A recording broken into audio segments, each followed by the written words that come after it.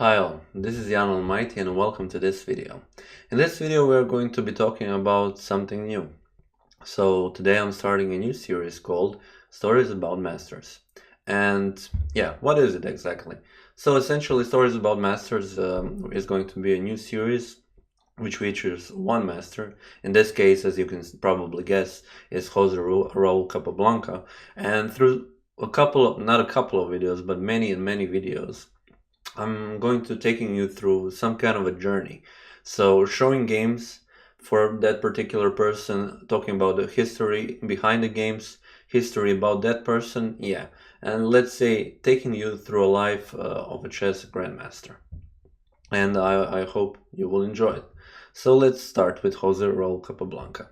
I think he is probably the wisest choice to start with, since all of my videos so far have been about the endgame, and probably when you're thinking about the endgame, the first person who comes to mind is Jose Raúl Capablanca, because he is the guy who actually first started heavily analyzing it, spent so much time on it, and thought that if you are superior in the endgame, you'll probably win the game.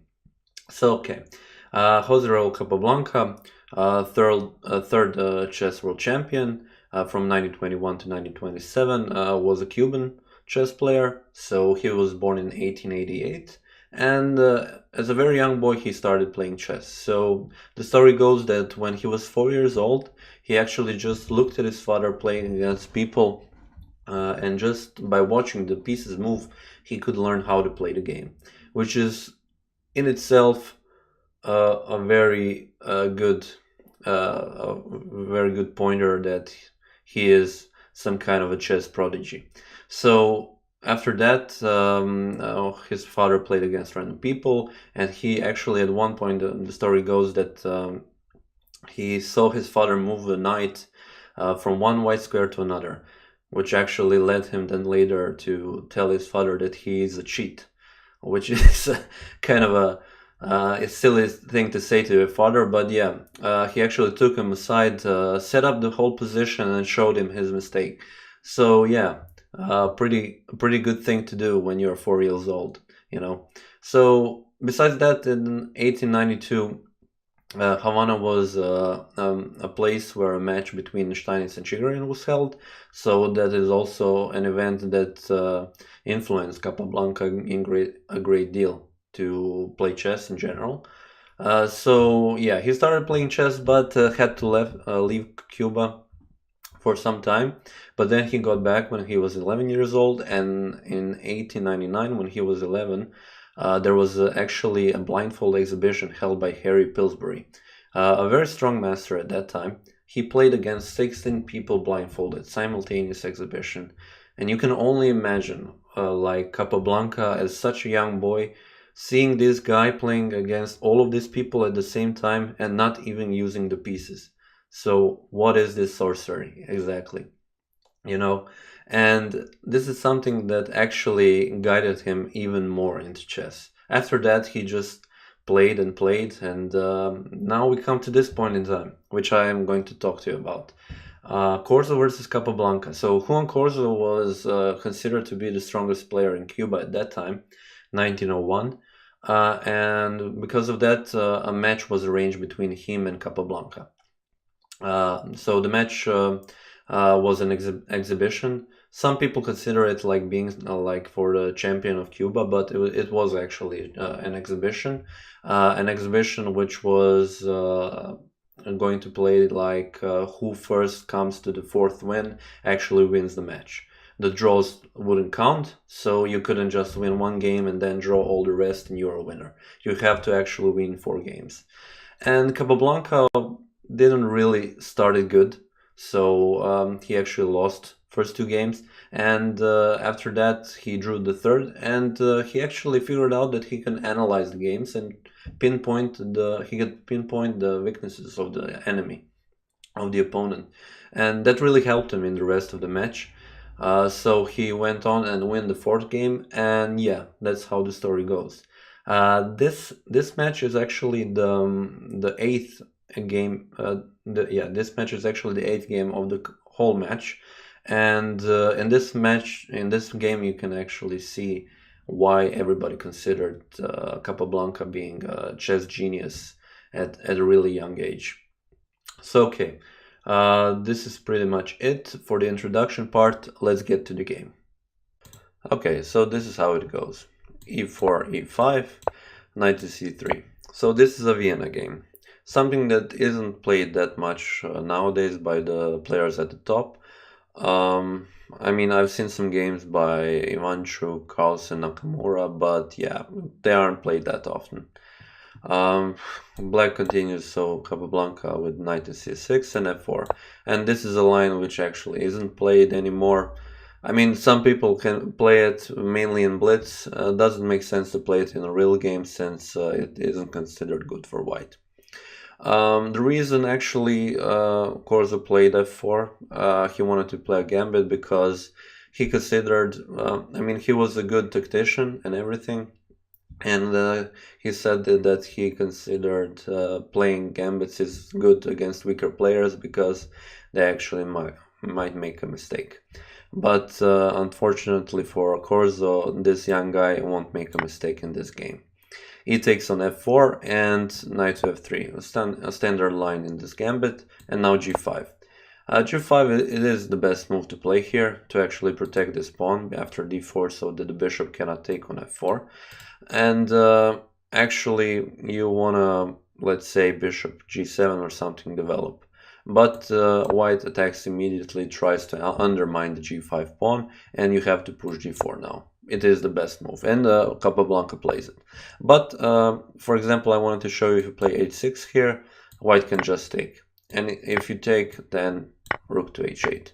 So this isn't good, and also with f6. But now take with the knight to g5. I just wanted to show you this common idea in these kinds of openings. So if black actually plays f6, there is always a good chance that you can play with your knight to e5 and g5 and threaten, for example, here takes, check with the queen. And after a series of moves, so give a check here again, knight to f6, bishop to c4, for example, queen to e8, knight d5 check, king has to go back, queen takes, bishop. So this is some random series of moves, like this is pretty forced.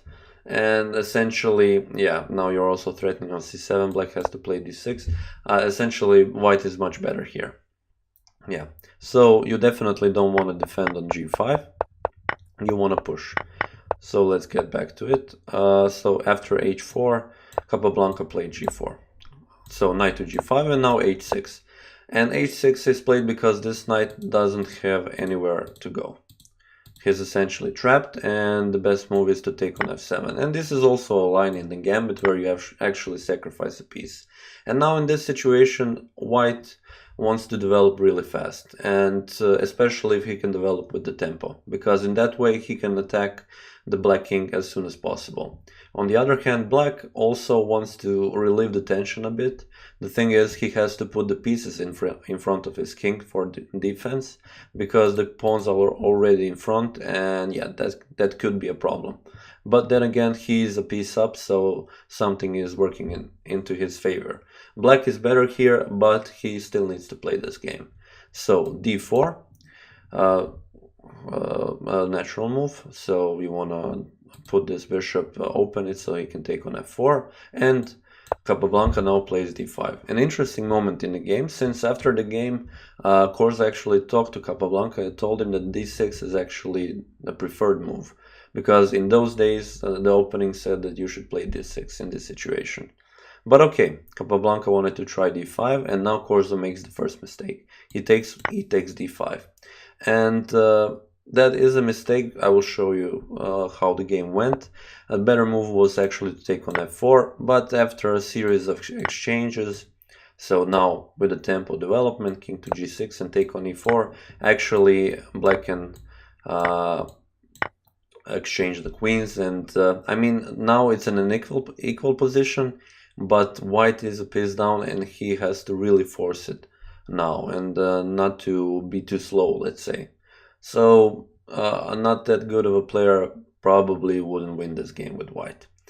So okay, Now that I've shown you that, let me just show you how Corzo played. So e takes d5 and immediately queen to e7 check, which is the best move. And now, again, previously Corzo played against Capablanca bishop to e2, which is also one of the possible continuations here. But now after f3, gf3, gf3, take on c6 and take on e2, we just exchange pieces.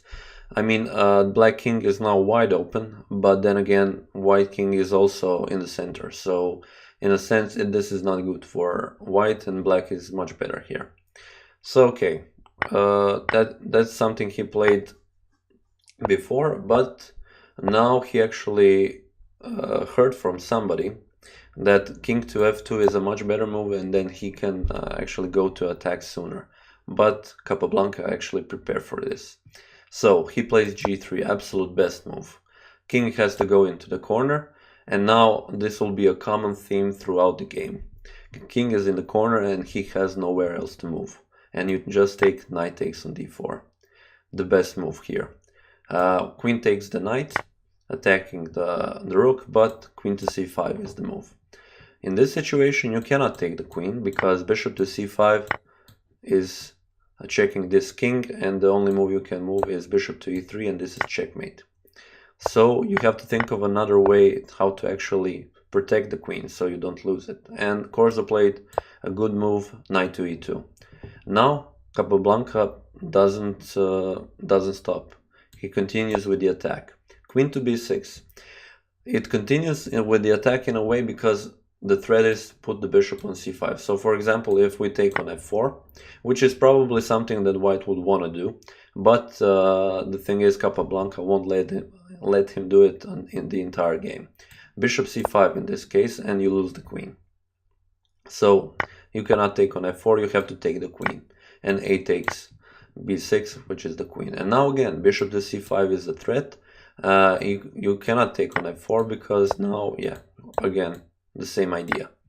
So he puts the knight in front so that after Capablanca played bishop to c5, he can actually play c3. But now Capablanca finds a marvelous move, a rook to a4. And up until now, everything is forced. Corzo has to defend somehow, and Capablanca keeps on attacking. Not bad for a 13-year-old. Okay, and what is the threat? Again, if we check bishop to f4, rook to d4. This is really, really good. Now if c takes d4, bishop d4, again with the same idea. Check, and then bishop covers, checkmate. So what would white need to do? Play bishop right to e3 right away, and not take on d5, but rook d1. Because after now the situation is that white cannot take the rook because, again, checkmate. So he needs to take the bishop, and you can take the rook. And in this situation, black is so much better. The black king is in the corner, this bishop is pinned, this bishop is attacked. This is an absolute winning game for black. So after Capablanca played rook to a4, Corzo played bishop to e2. He finally got his king some breathing space on f1 so that he can escape.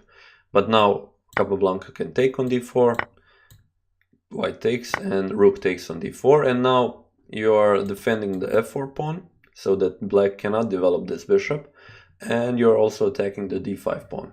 So white decided to play b3 so that he can develop the bishop some other way on b2 or a3. And now he's threatening bishop to b2, and in that way he would be slicing like this and attacking this rook, and if you move him, he would be attacking this rook. So Capablanca plays knight to f6 so he can prevent this.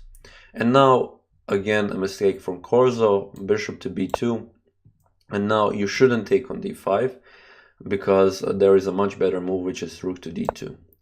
This way we are attacking both bishops, the king is still in the corner, the rooks aren't developed, and we are forcing actually white to exchange one of the bishops. So the options are to take on f6 like this, or give a check on h5 like this. And Corzo chose this option. So now after knight takes, which is the best move, Corzo probably didn't expect this. He took the rook right away, but now Capablanca plays the finishing move, f3 here. So what is the threat actually? Now you can push f2 and there is no way that this king can come out and also this rook. So probably the best thing to do here is to take. And now knight to f4. And now with the combination of this knight and this rook and soon this bishop, yeah, this king doesn't have a chance. So Corzo tried one last thing, bishop to e5 to attack the knight so he can move, but Capablanca doesn't mind. Rook to g2 check, king has to move to f1, rook to f2 check, and now if you go king g1 then knight to e2 with checkmate. So you have to go king to e1 and now knight to d3, forking the king and the bishop. King has to move to d1, actually, yeah, but Corzo resigned the game in this situation. Because now, as I've said, king has to move to d1, you capture the pawn, capture the bishop, and after that it is just a matter of time when you play g2 and probably promote to a queen. So some moves could be rook to g1, g2, now you attack the rook, but the rook just moves on the other side, and the threat is to capture the pawn or just play knight to f3. Yeah, and this is winning for white because the fork and the rook cannot go out. So yeah, this has been the game. I hope you enjoyed it. I think it's a very good show how young Capablanca really could destroy his opponents. As I said, you can the comments, some comments are always welcome. So if you enjoy the game or do you have some likes or dislikes, please tell me in the comments down below. Of course, again, what do you think about my series, the stories I will be telling you, everything in general. Yeah, and yeah, that being said, I would like to thank you for watching this video and I will see you next time.